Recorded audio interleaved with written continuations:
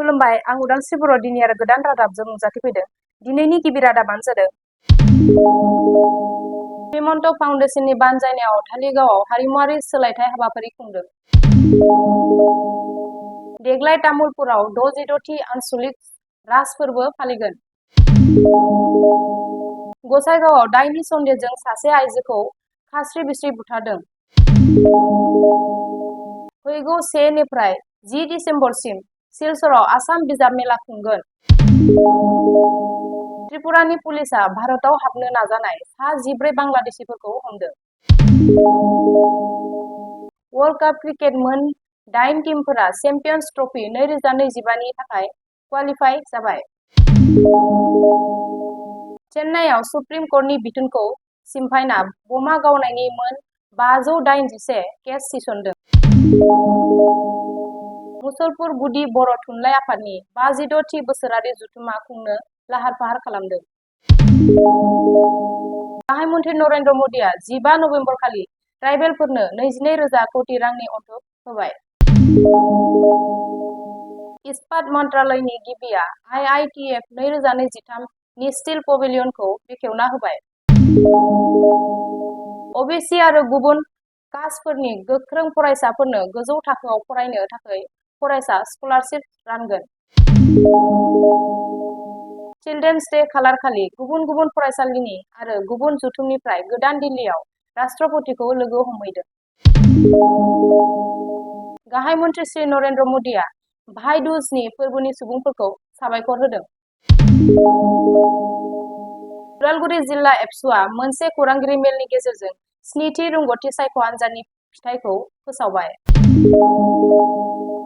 बीजेपीनि जिल्ला आफादनि बारग' आफादगिरि राजकुमार ब्रह्मआ बीपीएफ दोलोआव हाबफैबाय होनना सुलुं मोननाय जादों। हामासनि संसदआव इजराइल सान्थ्रि हानजाया दखल खालामबाय। गाजायाव दावहाखौ दोनथ'नो थाखाय हामासआ मोनसे सर्त लाखिदों। दीपावलीआव चीनआ 1 लाख कोटी रां खहा मानोना भारतआ देग्लाय खेबाव बारा रंजा बाजायै साजायनायखौ खम खालामदों। भारत हादोराव डाक खोन्दोनि 7,168 जननि साख्रि लांदां जायगाखौ सुफुंनो आर'जलाइ नागिरदों। आर'ज बिलाइ लानाय जोबथा अक्ट'आ 9 दिसेम्बर। आसाम सरकारनि 3 खोन्दोआव 7,600 आरो 4 खोन्दोआव 5,000 जननि लांदां जायगाखौ साख्रिखौ सुफुंनो आर'जलाइ अनलाइन लानाय जोबथा अक्ट'आ 29 दिसेम्बर। गाहाय मन्थ्रि मोदीआ मध्य प्रदेशनि इन्दौराव माखासे सुबुंफोरनि गेजेराव रड श' खालामदों। बे मोजां रड श' दिन्थिनायाव सुबुंफोरनिफ्राय हेफाजाब मोनगोन होनना फोरमायदों।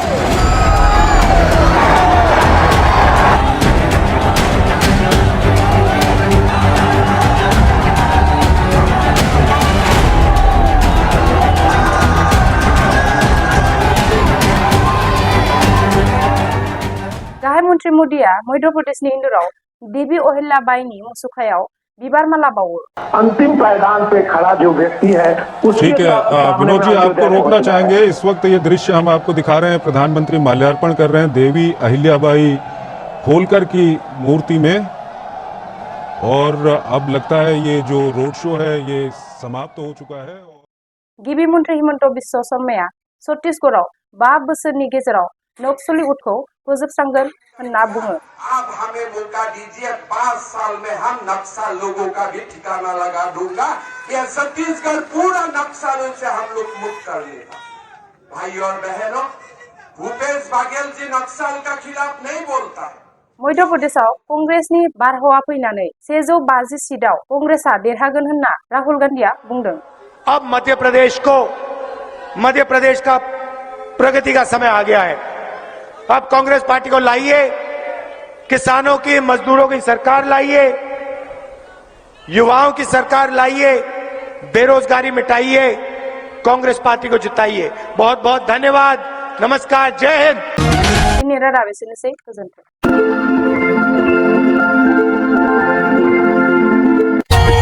For more updates, subscribe to our channel, click the show links and enjoy watching the videos.